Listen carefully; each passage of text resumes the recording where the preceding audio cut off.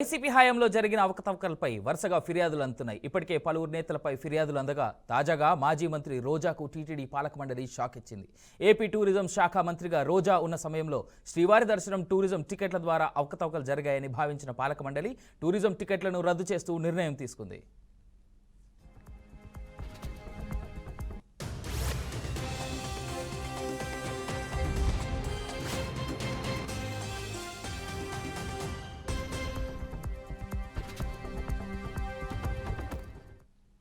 శ్రీవారి దర్శనం టికెట్ల పేరుతో వైసీపీ హయాంలో టూరిజం శాఖలో 400 కోట్ల రూపాయల స్కామ్ జరిగిందని జనసేన తిరుపతి ఇన్ఛార్జ్ కిరణ్ రాయల్ ఆరోపించారు. జగన్ ప్రభుత్వంలో టూరిజం శాఖలో విచ్చలవిడిగా అవినీతి జరిగిందని, తద్వారా 100 కోట్ల రూపాయలు కొట్టేశారని ఆరోపించారు. శ్రీవారి దర్శన టికెట్ల పేరుతో గతంలో 24 బస్సులకు పర్మిషన్ ఇస్తే అందులో తిప్పింది 6-7 బస్సులు మాత్రమేనని చెప్పారు. అన్ని బస్సులను తిప్పినట్లు, హోటల్లో రూములు బుక్ చేసినట్లు పెద్ద ఎత్తున డబ్బులు వసూలు చేశారని ఆయన ఆరోపించారు.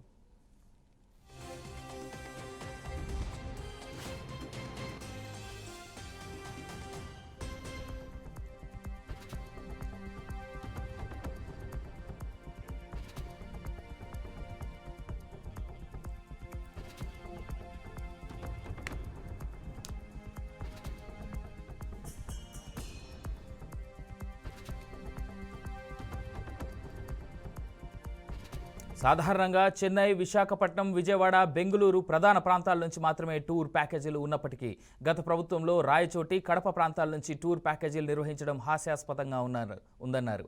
ఆ ట్రావెల్స్ బస్సులని వైసీపీకి చెందిన మాజీ మంత్రులు రోజా, పెద్దిరెడ్డి రామచంద్రారెడ్డి, ఎమ్మెల్యే శ్రీకాంత్ రెడ్డి అనుచరులవేనని ఆయన ఆరోపించారు.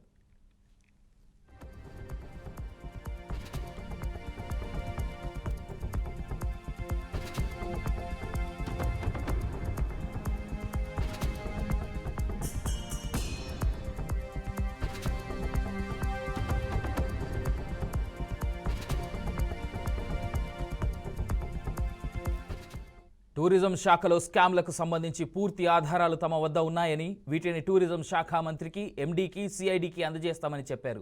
ఈ స్కామ్ వెనుక మాజీ మంత్రి రోజా, ధనంజయ రెడ్డి బంధువైన విశాఖపట్నంలో టూరిజం భవనం నిర్మించిన మల్లారెడ్డి, తిరుపతిలో పనిచేసిన డీవీఎంలో ఉన్నారని ఆరోపించారు. ఈ అవినీతి అధికారి తిరుపతి నుంచి ఎలా రిలీవ్ అయ్యాడో అర్థం కావట్లేదన్నారు. టూరిజం శాఖలో జరిగిన అవినీతిపై ముఖ్యమంత్రి, ఉప ముఖ్యమంత్రి దృష్టికి తీసుకువెళ్లి సిఐడి ఎంక్వైరీ వేయిస్తామని స్పష్టం చేశారు. దీనిపై టీటీడీ ఉన్నతాధికారులు కూడా స్పందించాల్సిన అవసరం ఉందన్నారు. ఈ అవినీతి వ్యవహారంపై విచారణ జరిపి బాధ్యులను అరెస్ట్ చేయాలని, ఆ డబ్బు రికవరీ చేసి శ్రీవారి హుండీలో వేయాలని కోరారు.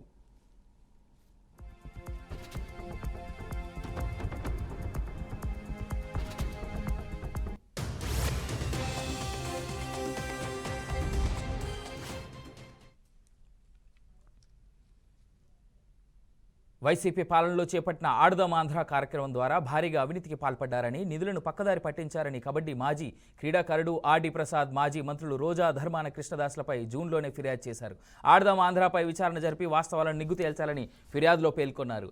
దీనిపై కేసు నమోదు చేయాలంటూ తాజాగా సిఐడి అధికారులు ఎన్టీఆర్ జిల్లా సిపిని ఆదేశించారు. దీంతో ఈ ఇద్దరు మాజీ మంత్రులపై కేసు నమోదు కానున్నట్లుగా తెలుస్తోంది. త్వరలోనే ఈ కేసుకు సంబంధించి విచారణ ఎదుర్కోవాల్సి ఉంటుంది కూడా.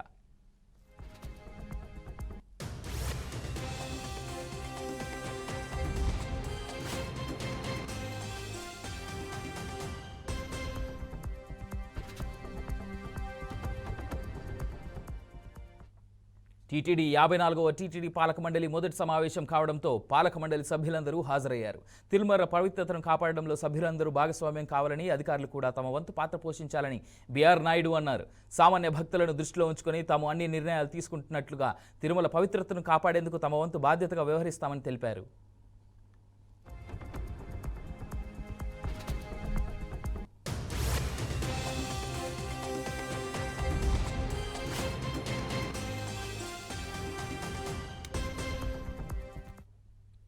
ఇప్పటికే పలువురు వైసీపీ నేతలు వరుసగా కేసులు ఎదుర్కొంటున్నారు. జోగి రమేష్, పెద్దిరెడ్డి, కొడాలి నాని, వల్లభనేని వంశీతో పాటు పలువురు కేసులు ఎదుర్కొంటున్న వేళ ఇప్పుడు రోజా వచ్చిందని టాక్ నడుస్తోంది.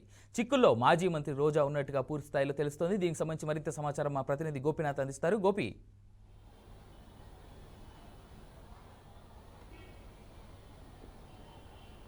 అవినాష్, మొత్తం మీద ఒక్కొక్కటి వెలుగులోకి వస్తున్నాయి. గతంలో జరిగిన అవినీతి అక్రమాలు ఏదైతే ఉన్నాయో టీటీడీ వేదికగా ఇప్పటికే టీటీడీ చైర్మన్ బిఆర్ నాయుడు ఒక ప్రకటన చేయడం జరిగింది. బోర్డు సమావేశంలో సంచలన విషయాలు ఒక్కొక్కటి బయటకు వస్తున్నాయి. బోర్డు సమావేశంలో టీటీడీ చైర్మన్ తో పాటు బోర్డు సభ్యులు దాదాపుగా 100 అంశాలపైన పూర్తి స్థాయిలో కూడా చర్చ జరిపారు. గతంలో వైసీపీ ప్రభుత్వం హయాంలో జరిగినటువంటి అవినీతి అక్రమాలు ఒక్కొక్కటి బయటకు తీసుకొచ్చేందుకు ప్రయత్నాలైతే ప్రారంభం అవడం జరిగింది. అందులో భాగంగానే టూరిజం శాఖకు సంబంధించి గతంలో టీటీడీకి అదేవిధంగా రాష్ట్ర ప్రభుత్వానికి అనుబంధంగా ఉన్నటువంటి టూరిజం శాఖలో అప్పట్లో ఏదైతే శ్రీవారి దర్శన టికెట్ల గోల్మాల్కి సంబంధించి ఒక్కొక్కటి వెలుగులోకి వస్తున్నాయి. దాదాపుగా 300 నుంచి 400 కోట్ల రూపాయల వరకు కూడా భారీగా అవినీతి జరిగిందంటూ కూడా టీటీడీ బోర్డు చర్చ జరిపింది. ఇందులో భాగంగా ఒక్కొక్క అంశం పైన కూడా పూర్తి స్థాయిలో విచారణ జరపాలంటూ కూడా స్పష్టమైన ఆదేశాలు ఇవ్వడం జరిగింది.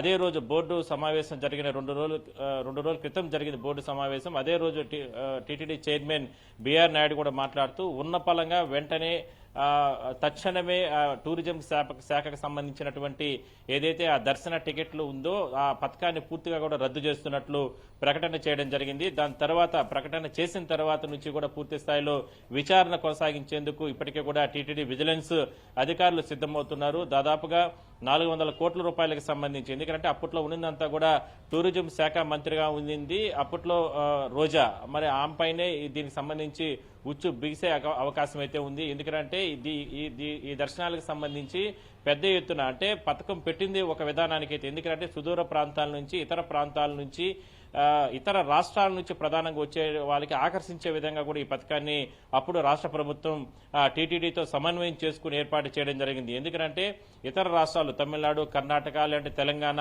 లేదంటే ఇతర ప్రాంతాల నుంచి వచ్చే వాళ్ళకి ఎవరైనా సరే ముందుగా బుక్ చేసుకుంటే టూరిజం శాఖ, ఎందుకంటే ఎన్నో దేవాలయాలు టీటీడీ పరిధిలో ఉంటాయి. అదే స్థాయిలోనే మిగిలిన ఆలయాల్లో కూడా తిరుమల, తిరుపతితో పాటు మిగిలిన ఆలయాలు కూడా అక్కడ అంటే శ్రీవారి కానుకలు పెరగాలన్నా లేదంటే అక్కడ ఉన్నటువంటి వ్యవస్థ పెరగాలన్నా కూడా సరే ఈ టూరిజం శాఖకు సంబంధించి ప్రధానంగా కీలక భూమికి పోషిస్తుంది కాబట్టి మరి ఆ శాఖ ద్వారా ఆదాయం వస్తుంది. అదే స్థాయిలోనే ఆయా ఆలయాలు పునర్వైభవానికి వస్తాయనే ఉద్దేశంతో అప్పట్లో ఏపీ ప్రభుత్వం ఈ కార్యక్రమాన్ని తీసుకురావడం జరిగింది. అయితే దీన్ని పక్కదారి పట్టించి ఇతర రాష్ట్రాల నుంచి సొంత బస్సులు ఏర్పాటు చేసుకుని ఇట్లా సొంతంగా బయట ట్రావెల్స్ వాళ్ళతో మాట్లాడుకుని ఇట్లా రకరకాలుగా అవినీతి జరిగిందంటూ కూడా ఇప్పటికే కూడా ఇందులో టీటీడీ గుర్తించడం జరిగింది. ప్రతిరోజు కూడా వందలాది టికెట్లు స్వామివారికి సంబంధించి ఇతర ప్రాంతాల నుంచి వచ్చే భక్తులకి ఈ రకంగా అంటే బస్సుల్లో వచ్చిన తర్వాత వాళ్ళకందరికీ కూడా ముందుగానే టికెట్స్ కేటాయింపులు జరుపుతారు. అందులోనే సొంత మనుషులను పెట్టుకుని పెద్ద ఎత్తున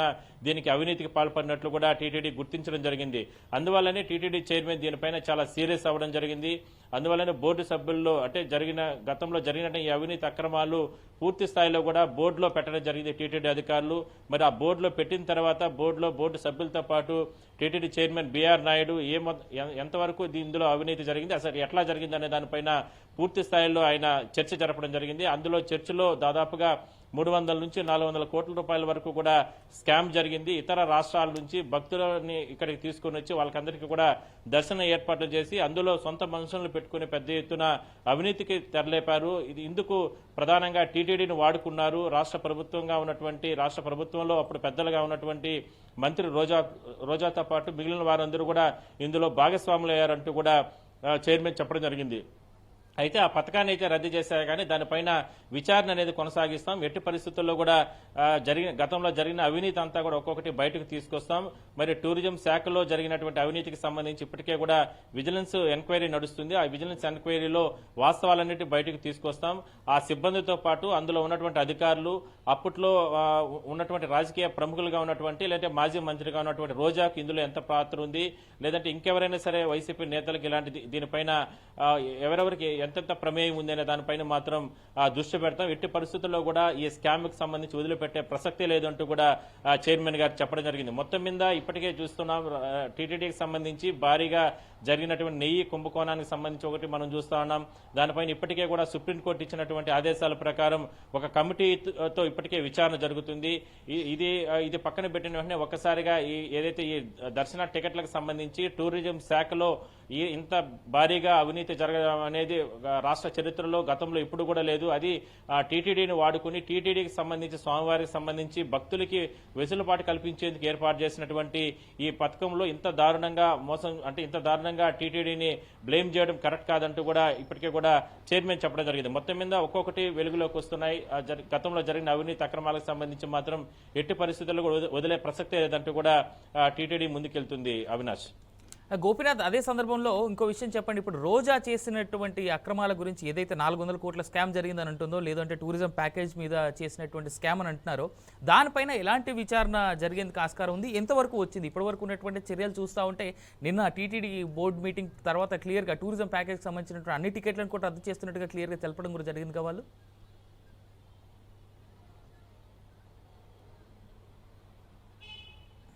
ఖచ్చితంగా అంటే ఒకటే అవినాష్, ఇక్కడ టూరిజం శాఖ అంటే ఏపీ గవర్నమెంట్కి సంబంధించి టూరిజం శాఖ ఉంటుంది.